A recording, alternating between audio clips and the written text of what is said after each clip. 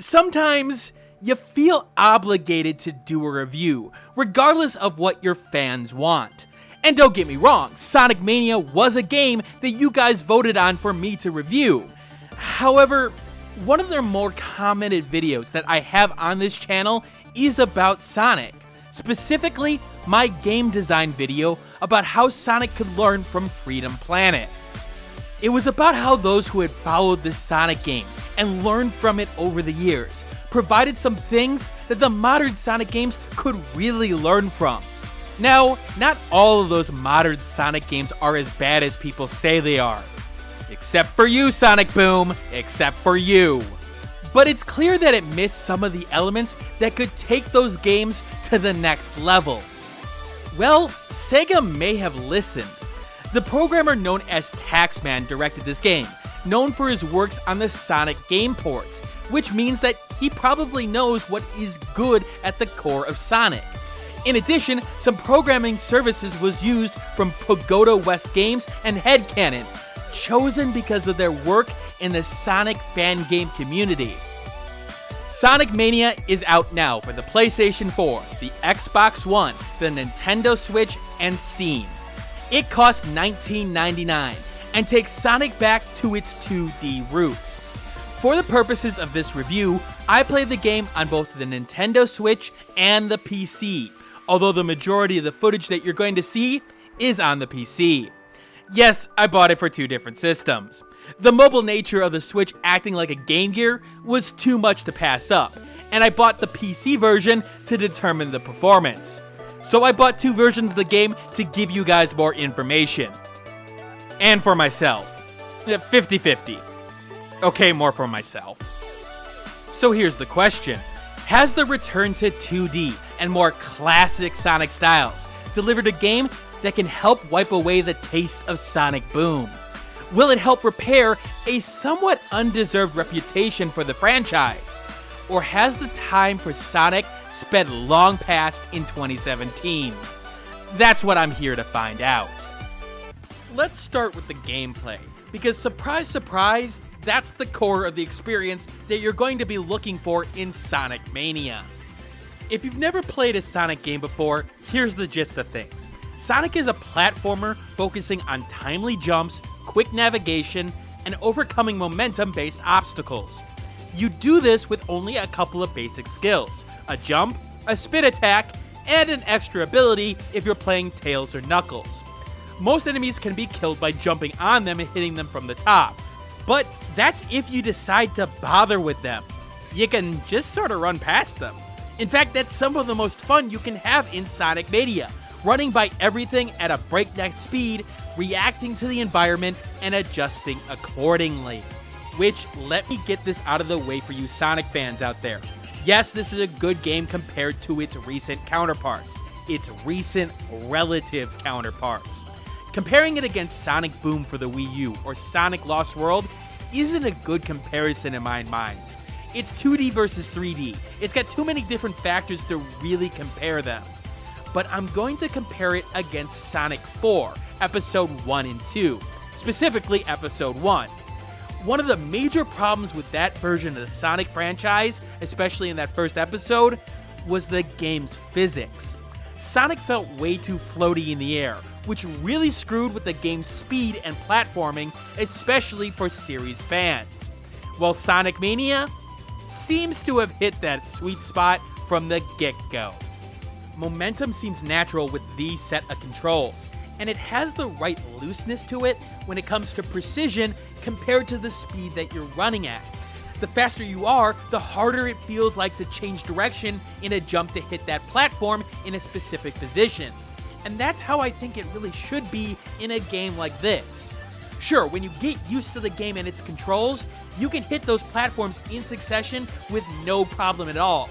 But it does take a bit of practice, and you'll have to get used to it, especially if you've never played a Sonic game before. Which means that the game, more than a lot of the others in the genre in fact, relies on very solid, fun, and flexible level design. You need to balance that design in such a way where players can recover and gain speed in the middle if they get tripped up, while still providing a challenge for those players who can keep their momentum going throughout the stage. In my opinion, about 75% of the stages in Sonic Mania hit that mark, which is a really good sign. The other 25% I'll get to in a little bit. Let me be clear though, that's not to say that you'll always be moving fast. It's just that you'll be moving in a forward momentum that doesn't necessarily get interrupted. Basically, the game does a good job in those levels to mix up the hazards that you'll face within one path. You may be jumping along platforms and avoiding cannons and enemies, and then all of a sudden, you're underwater and having to jump block to block, getting to the surface before your air runs out. Sure, you've slowed down in this case, but it's almost like you didn't in a certain way. You just adjusted to the new situation. Look, I know that sounds weird, and I don't know exactly how to describe it. It feels like I still have that sense of speed even in these sections. My mind is clear, and I know what I want to do. That's it. It's the fact that I know exactly where I want to go, and I'm not thinking about, okay, how do I get by this puzzle, and that naturally slowing me down. In addition, one of the best things about Sonic Mania is the different paths you can end up taking in the same course. Depending on when you jump, or hell, which way you truly want to go, you can get a whole different experience in the same level. You may go underwater, as opposed to flying in the sky, or have to deal with a unique set of traps that you haven't seen before. This adds a lot of replayability to the game, which is already great to pick up and play a few levels here and there, especially with the portability of the Switch. The gameplay has an addictive one more time quality, especially when you're score chasing and trying to shave seconds off your time. Levels for the most part are 5 minutes or less, and that's a good sweet spot for this kind of game. It allows you to explore the levels, see where you can jump to not go down that one path that goes a tiny bit longer, while not feeling like a chore to do while doing that. This is especially needed because your first run will be a lot slower, mostly because you do need an element of remembering the level in order to really bring out the best in the game. That doesn't mean that your first run won't have those moments of speed, you will, but that usually will end with you hitting a wall or hitting a jump pad into an area you've never seen before, and you naturally slow down to take it in. I also have to praise the developers here for their level design pairing system. See, most of the levels come in pairs, one classic level and one level based on the themes of that classic level, but with more modern and new twists on it. In most cases, the developers made it feel like the levels went naturally together, even when certain gimmicks completely changed between the two. They felt like a part of the same world, and that it was all in one coherent structure. But you're probably wondering about that 25% that I mentioned before. Well, not all of it is bad per se.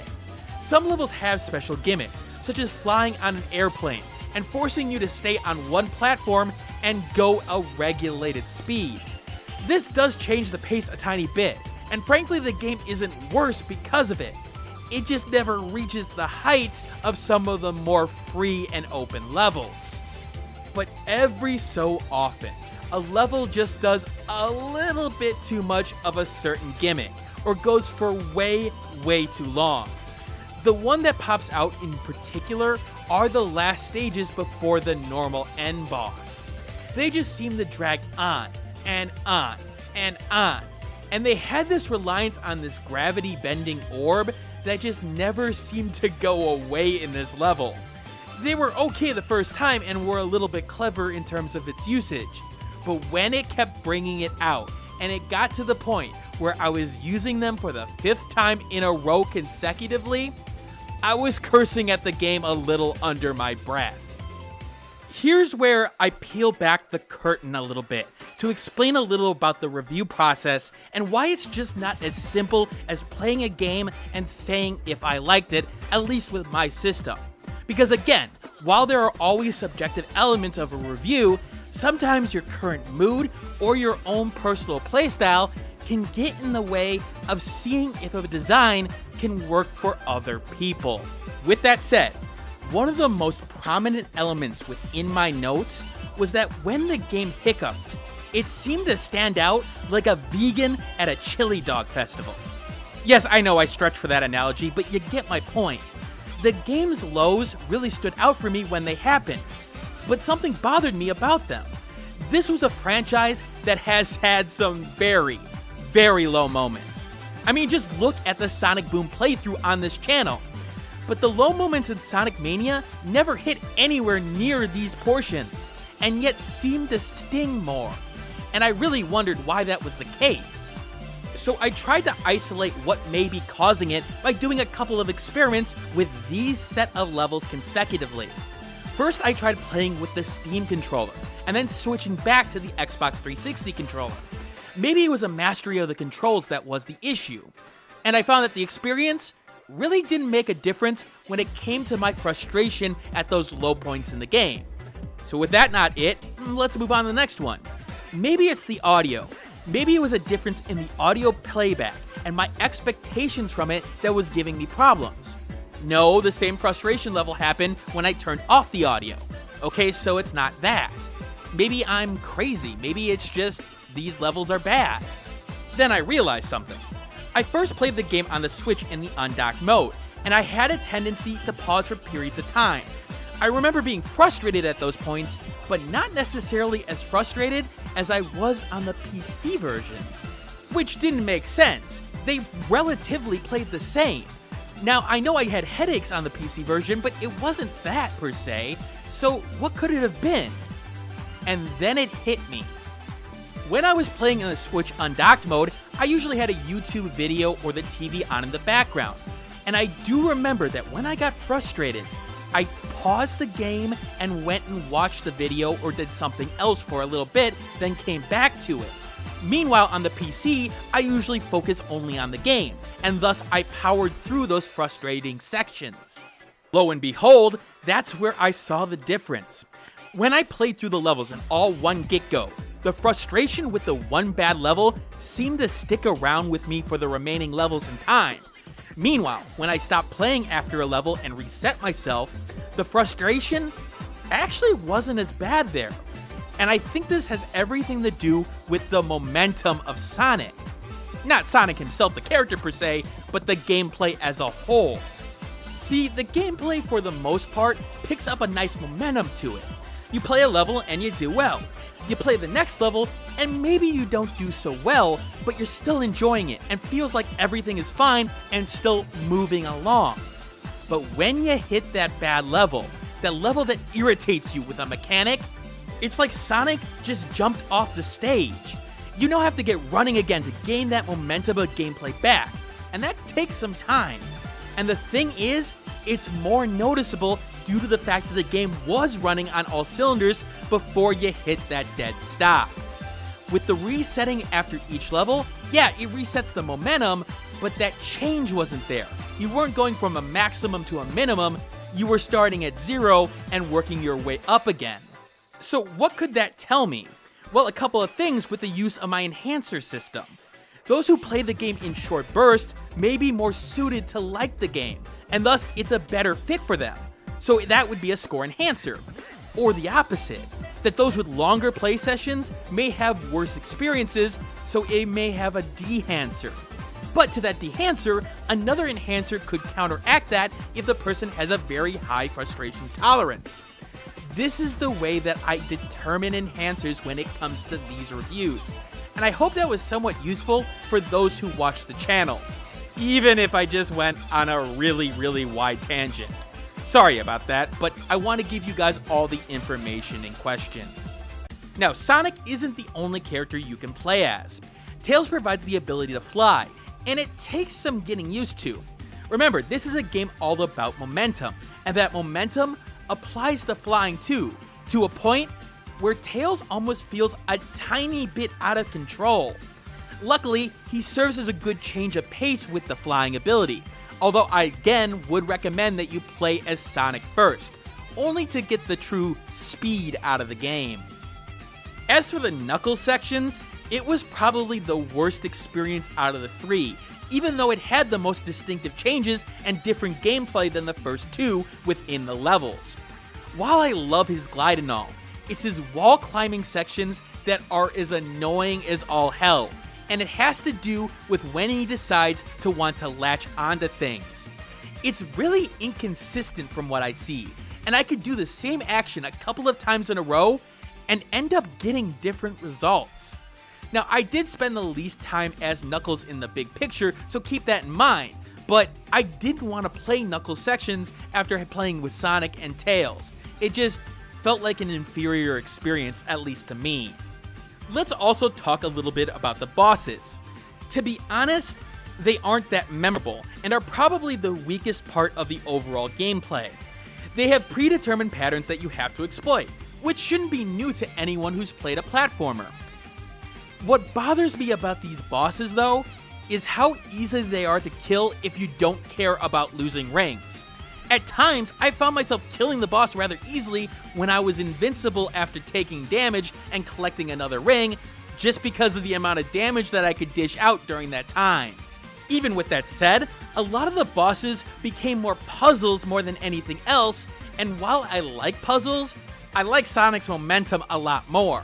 Hell, that's made obvious in the one boss fight that you are always moving in, and I really liked this one even if it had the simplicity in the enemy rocket patterns similar to the other bosses. The control that you needed in this section was more pronounced due to your movement and your ability to change speeds a tiny bit. I really wish they had more bosses just like this one. Circling back though, I will give the developers a lot of credit here at keeping things simple. Simple as in, they didn't attempt to reinvent Sonic like we've seen over and over the past several years. They didn't try to add more on top of him and clutter, they wanted to focus on a core experience, and that shows here, even in these bosses. So while I do have problems with the bosses, I don't knock them too badly for it. And hell, at least in this case, when they did go into left field in one case, it feels right. The Puyo Puyo boss battle, for example, freaking hilarious in my opinion. Sonic basically goes, "What the fuck, why am I doing this?"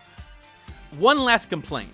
Sometimes the game did some strange things when it came to bugs, physics, and hit detection. There were times where I really questioned the fact that I supposedly got crushed by Hazard, and to be honest, I've seen a couple of bugs out there where people have gotten stuck in walls and such. Now, it's not a huge detriment on the game, but like I mentioned with momentum, it can stop you in your tracks and lose the flow the game had up to that point. Now, I know there was a couple of bad points in the end there, but let me be clear. The overall impression of gameplay within Sonic Mania is rather positive. Again, when this game is running on all cylinders, and it does that a great amount of the time, it's a game you'll want to play for hours, especially those specific levels that you'll come to love. I found myself wanting to play the game for more fun, or trying to convince myself that I needed to play it more to get more information for this review to justify playing it more. That should tell you something.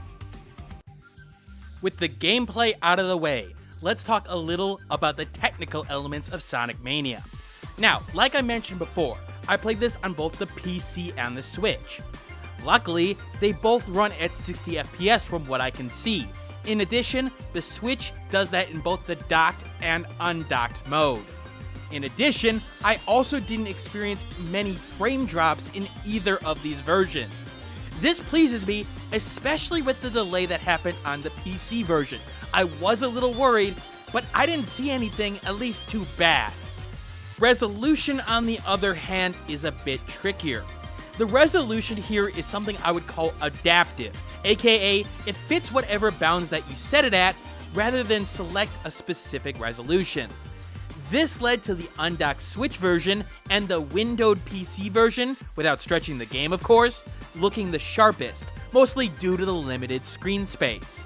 When adapting to the 1080p resolution, the pixelation became a lot more noticeable. Now, a lot of people have not said this, and maybe it's just my eyes or what I'm looking at in terms of the footage, but that's what I saw, guys, so I gotta report on it. In addition, while this element can fall into the presentation segment, I wanted to put it here as the distinct difference between the versions naturally falls into this category. One of the things I noticed while playing the PC version at full screen on a 1080p monitor was I started to feel a little bit off. I wouldn't say it is the equivalent to motion sickness like I saw with the 60fps version of Gravity Rush Remastered at times, but after playing through a couple of runs on the Switch with no problems in both the docked and undocked mode, the PC version gave me issues when it came to focus and headaches, and I really can't explain this. My best guess is that I got used to the Switch version and then came over the PC version and the higher resolution, and then all of a sudden, things just sort of went out of whack. My brain was expecting one thing and I got another, even though the gameplay is relatively the same. So I don't have an explanation for this, but just keep that in mind when you're watching this footage. If you are starting to feel a little sick while watching it, you may want to look at the Switch version, the undocked version at least. As for the options on the PC version, graphics-wise, they are pretty underwhelming, but sort of understandable. You have very basic choices for windowed and full screen mode. You do not have borderless windowed. You also have no real handling of resolutions, as I mentioned before. Again, it's constrained by its art style a tiny bit, but the CRT option is a nice little touch. There are typical sound sliders available here, and there are bindable keys for the keyboard, but not the controller, which sorta sucks. Also, 6 languages to choose from, which is nice. As for the Switch version of the game, there's one other thing I need to mention. It does not like the power button. I had the game ignore the power button at times, or delay its reaction, and then get overwritten by another button push to the point where I had trouble turning off the game. There were times, especially early on, where I had to reset the system to be able to power it off, which was troubling. I also saw the application exit to the main screen a couple of times, including during this review when I was going to go check something to make sure I got some information right, and lo and behold, it did it again. I should note, however, that that was always in a pause menu. When it was actually in-game and you were jumping around, I never saw any of these problems. It was always in the pause menu, and whether or not I was touching the power button didn't seem to make a difference, but hey, once in a while it would just sort of crash. Back to the PC version, I do have to mention that yes, it has been confirmed that SEGA has implemented de novo DRM into the game. I know that's a no-go for several people because of that, and while I'm not on that side of things, I understand why de novo is alluring for publishers. This is a review that is going to give you as much information as possible, so I need to inform you of it. It's a dehancer for those affected by it, and it'll come up later in the review. Well, sorta. The de novo is already cracked, so there's that. Overall, the technical elements are very inconsistent here, and probably is one of the weaker elements of the game. It's good when it needs to be in the action, but I do admit this crashes on the Switch do concern me, so keep that in mind if you go and purchase the game. Moving on, one of the most underrated elements about the original Sonic games, at least in my opinion, is the presentation.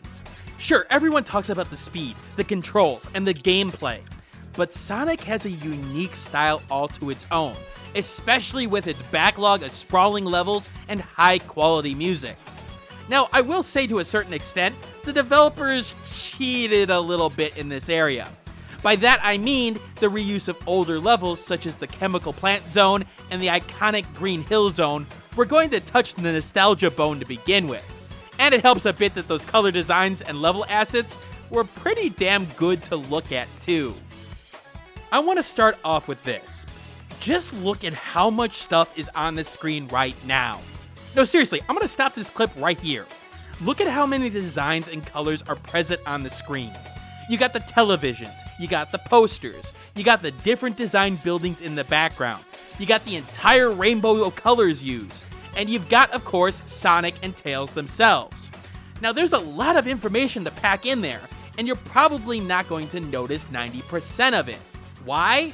Because while you're wanting to move fast and focus on the gameplay, which is where the brilliance of this presentation resides.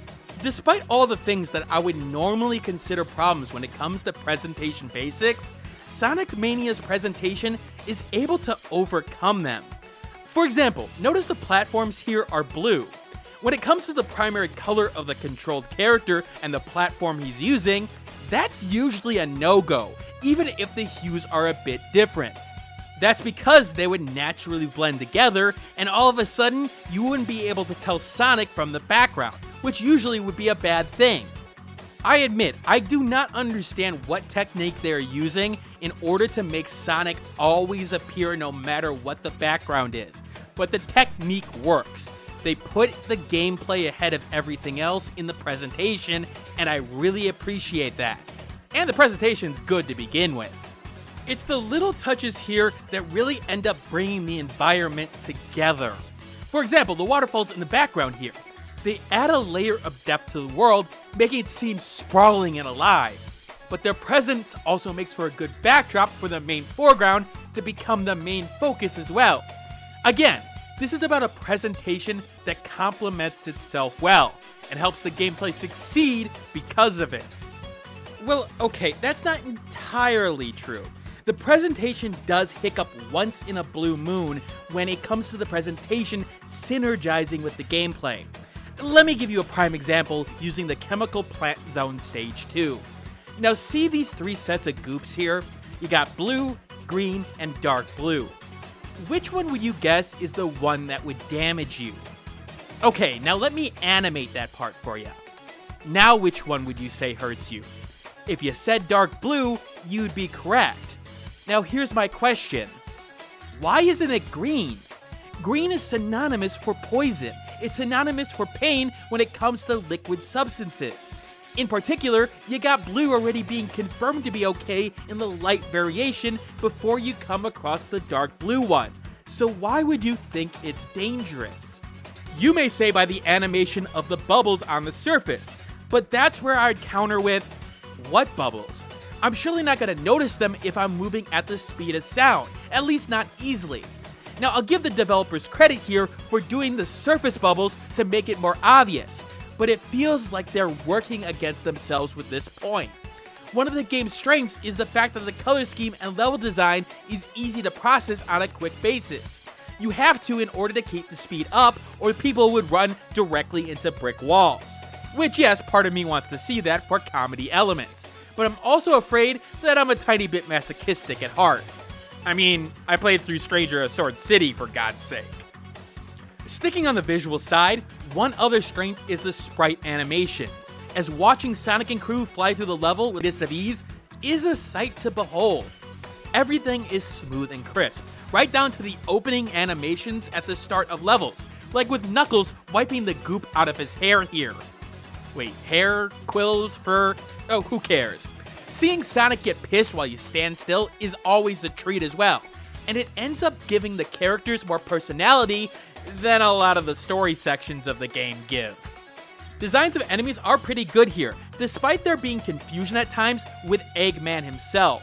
No, that's not a mini version of Eggman, despite my want for there to be one. The designs are simple yet recognizable. A large hornet with a gun as a stinger? Cool, fantastic even. Every new enemy I want to look at and find, because it feels like actual thought went into their original designs. It did have a good base to work off of though, so you have to keep that in mind. Moving on, sound design is simple but effective. The focus is on Sonic and the environment, as collection of rings makes a clear and iconic sound, while Sonic's jump gives you that info that yes, the game responded to your jump command clearly. The sound isn't cluttered all the time like some games of the genre that seem to want to assault you with a sense of realism. It's focused on giving you the information that you need on the gameplay side and adjusts the sound accordingly to get the experience they want. Enemy sound and bullets are there for example, but to me, they are a little less pronounced than all the other sounds here, and I think that's purposeful. When it comes to enemies, they want the visuals to be the reactant based on this engine. This is the kind of sound design that impresses me, one that knows its place. which makes it sound like it's inferior, but it's far from it. It doesn't try to be the star of the show, but it lifts everything up to draw attention to the other positive elements of the game. By doing that so well, it also shines in the process, and thus, it's a good sound design. There are little sound cues such as the bubble that releases from Sonic when he's losing air that does everything that it needs and more. Just listen and see what I'm talking about.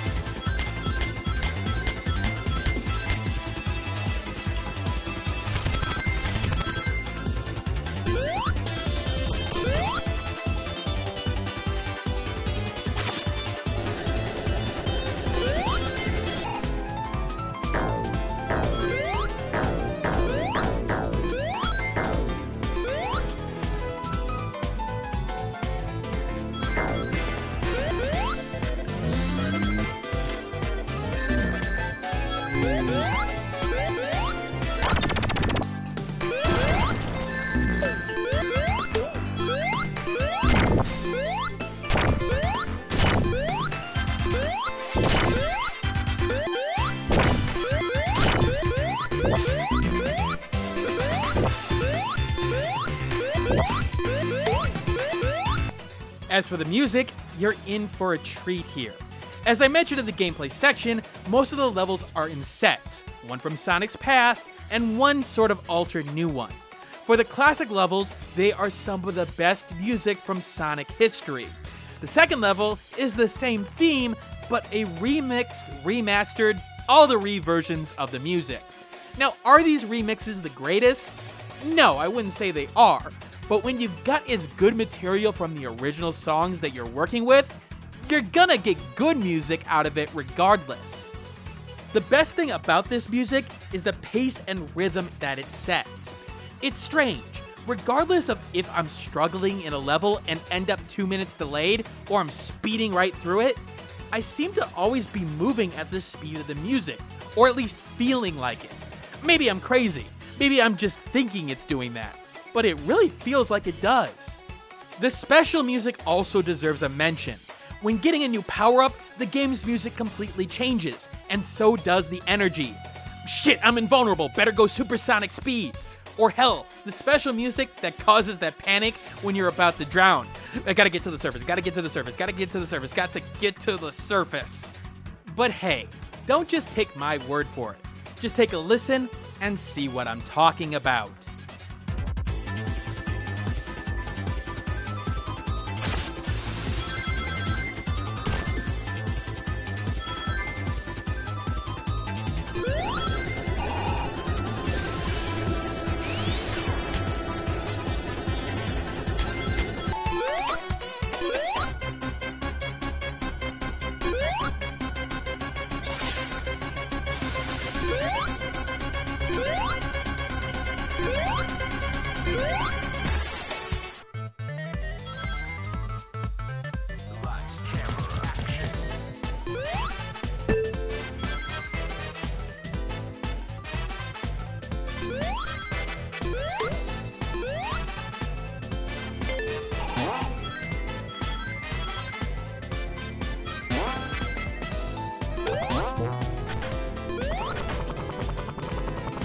The presentation of Sonic Mania is one of the things I've seen vastly overlooked when discussing it.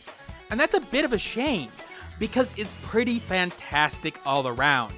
Granted, it doesn't push the envelope in any area of it and tries to evolve the series. But you know what? That's fine by me. It looks and sounds nice, and that's all really you can care about in the end. Okay, the only thing that I haven't talked about yet is the story. You may wonder what shenanigans, new characters, or ridiculous plot points that Sonic and Company will get into this time. So here's the plot. Eggman steals a powerful gemstone known as the Phantom Ruby. Now some of you may be wondering, Dragnix? It never says anything about that stone being named the Phantom Ruby. What are you talking about? Well, Wikipedia is your friend. Also, you're right. But in the end, that's not important. What's important to know is that the Phantom Ruby has some supernatural powers, able to send Sonic and crew into alternate dimensions. Or maybe it's the past, present, and future. You know, it's unclear exactly what it does. All you know is that it transports you into the different worlds that are iconic from Sonic's past. Anyway, Eggman and the Heavies, yes, they are called the Heavies, basically run from you while trying to use the ruby to take over the world. Actually, that's not right. Actually, it's unclear what Eggman's plans are. Maybe he just wants the ruby for his gemstone collection. But he's Eggman, therefore Sonic has to stop him. Now that I've put you through the last 3 paragraphs, you're probably noticing a trend with the storytelling. That it's super unclear. That's because the story is not the focus of Sonic Mania, and you should treat it as more of an afterthought. It's all done in short cutscenes before and after stages, and frankly, it's the equivalent of the Genesis NES platformer's storytelling, aka there's not that much in the end. Which is fine. Again, some games need story, others don't. This one, with its focus on gameplay, it does not in my mind. Sure, you know that Sonic will try to save the day again, and the story is just very, very basic. And part of me is sad that yes, I'm not gonna get the train wreck of some of the other Sonic stories, such as Human Hedgehog love affairs or Sonic and the Knights of the Round Table. Now note, you do get a proper conclusion from the game if you collect all 7 Chaos Emeralds, which adds a tiny bit more to the story, but honestly, if you're looking for story, look elsewhere. Sonic Mania isn't for you. In the end, Sonic Mania feels like it understood the core of the Sonic franchise, and decided to focus on only that when making its latest iteration. Which, to be frank, is something that the series has had problems with in recent memory, going way too wacky with ideas or not focusing on a few core concepts. It captures the spirit of the older 2D versions and remixed them into some new ideas with its paired-off level system. The presentation is fantastic for what it was trying to deliver, and yes, there are a few missteps in both the gameplay and presentation. They don't outweigh the strengths of the game. There's just one problem. It's missing that KO punch. That unique element that I talk about when it comes to some of the best games out there. Things that knock you over the head and say, no, you have to get this game because of X. Sonic Mania is good to great in a lot of areas. But here's the thing. It has no city escape. It doesn't have a unique version of the Green Hill Zone that you haven't played before. It's a lot of good to great content that I feel like I've played the core of before. And let's be clear, I like the fact that I got more good Sonic content. But I don't see myself wanting to replay this game specifically in a couple of months or years, other than it being the latest good 2D Sonic and that it's on my Switch and therefore is on the go. It's a game that's the definition of solid and worth a purchase at an 84 out of 100, making it a solid buy, unless you're hurting for cash. But like always, that doesn't take into account my enhancer system. Basically, games can hit a lot of different niches nowadays, and gamers have too many different wants and needs for a regular review style to match them. That's where my enhancer system comes into play. If you fall strongly into one of these categories, then add or subtract the score to the base score of your game. If the first digit of your score changes, then check the description below to get your new buyability rating. As you see with the list of enhancers here, I see that Sonic can really be a game that's right up your alley, or something that you'd like to avoid like the plague. Anyway, coming up next on the channel will be a mini Ghost review, and I'm still working on those game design videos as I mentioned before. I did start Mario and Rabbids Kingdom Battle as well, but all of those go out the window when the review copy of Danganronpa V3 comes to me, which I've been guaranteed a copy. Now, I've got to figure out how much days of vacations that I can use in order to play it non-stop and get you guys the review. Let's just say I'm a little excited for that one. Anyway, I'll see you next time, and as always, keep on gaming.